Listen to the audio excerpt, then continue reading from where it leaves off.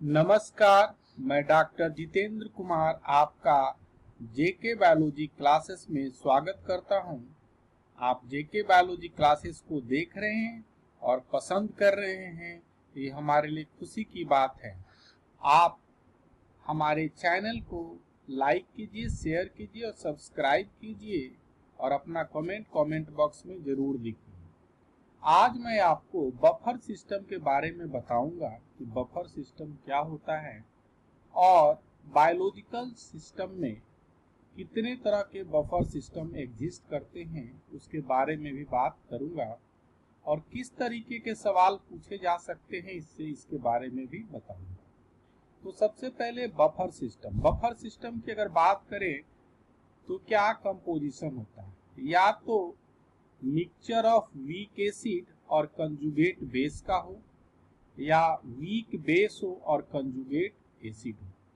ये मिक्सचर को हम लोग बफर सिस्टम के नाम से जानते हैं। हम मतलब समझेंगे कि वीक एसिड और कंजुगेट बेस का क्या मतलब है और हम सबसे पहले ये समझने की कोशिश करते हैं कि बफर सिस्टम का काम क्या है, यूज क्या है।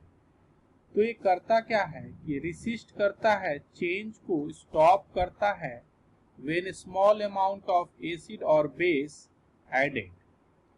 किसी भी सॉल्यूशन में अगर आप स्मॉल अमाउंट ऑफ एसिड और बेस ऐड करते हैं तो पीएच के वैल्यू को नहीं बढ़ने देता और ये लिविंग ऑर्गेनिज्म में प्रोटेक्शन का काम करता है और पीएच को मेंटेन करके रखता है।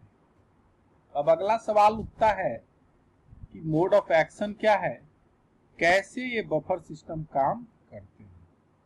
तो मान लीजिए कि अगर प्रोटॉन की संख्या बढ़ गई किसी भी बायोलॉजिकल सिस्टम में, और बढ़ने का कारण क्या हो सकता है कि आप उसमें ऐड कर रहे हैं एसिड, आप थोड़ा सा एसिड ऐड किए, तो उस परिस्थिति में जो आपने एसिड के डालने के वजह से प्रोटॉन का संख्या जो बढ़ा है उसको प्रोटॉन एक्सेप्टर के द्वारा अपटेक कर लिया जाएगा और इस परिस्थिति में आपका जो नेट जो सिग्निफिकेंट इंक्रीज ऑफ प्रोटॉन नहीं होगा और पीएच भी नहीं बढ़ेगा। साथ साथ आप अगर प्रोटॉन की संख्या घट जाए बाय एडिशन ऑफ बेस या रिमूवल ऑफ एसिड, दोनों परिस्थिति में हाइड्रोजन आयन या प्रोटॉन का संख्या कम है उसको कंपनसेट कर दिया जाएगा बाय प्रोटॉन डोनर। वो प्रोटॉन को क्या कर देगा, डोनेट कर देगा, और जो इंक्रीज या डिक्रीज प्रोटॉन का पीएच के वैल्यू पर कोई सिग्निफिकेंट असर नहीं होगा।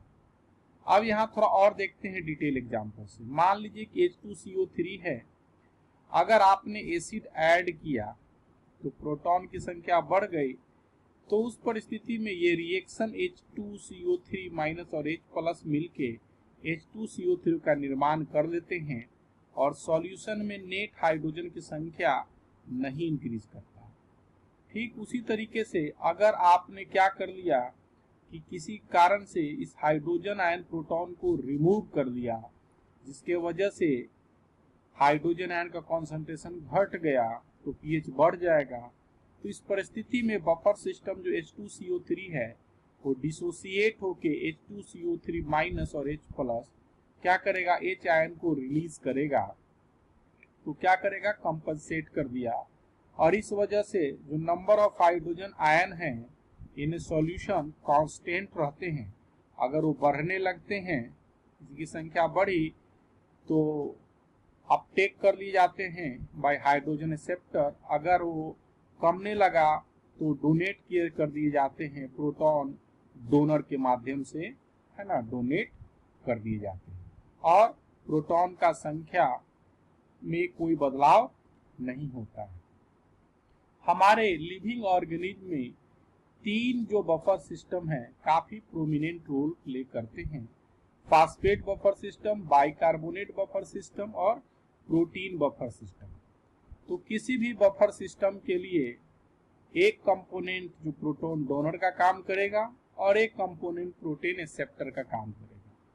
तो फास्फेट बफर सिस्टम जो है कोई भी साइटोप्लाज्म ऑफ ऑल सेल में काफी इफेक्टिव तरीके से काम करता है। और ये कंसिस्ट होता है H2PO4 माइनस और HPO4 माइनस। तो ये प्रोटॉन डोनर होता है, जबकि ये प्रोटॉन एक्सेप्टर होता है। दूसरा एक बफर सिस्टम है बाइकार्बोनेट बफर सिस्टम, जिसको ब्लड बफर कहते हैं, और यह मेजर कंपोनेंट है ब्लड का पीएच रेगुलेट करने का। तो ये सवाल ये साल में पूछा भी गया था, तो जिसका आंसर होता बाइकार्बोनेट बफर। और यहाँ देखते हैं ये कैसे काम करता है। तो ब्लड प्लाज्मा जो बफर किया जाता है, एक तो कार्बोनिक एसिड H2CO3, ये प्रोटॉन डोनर की तरह काम करता है। जब प्रोटॉन की संख्या कमेगी तो ये प्रोटॉन डोनेट करेगा। और इसका दूसरा कंपोनेंट बाइकार्बोनेट एनायन है। जब प्रोटॉन की संख्या बढ़ जाएगी तो ये प्रोटॉन एक्सेप्टर का काम करेगा और प्रोटॉन नेट प्रोटॉन की संख्या बैलेंस रहेगी। इसके वजह से पीएच पर भी कोई प्रभाव नहीं पड़ेगा।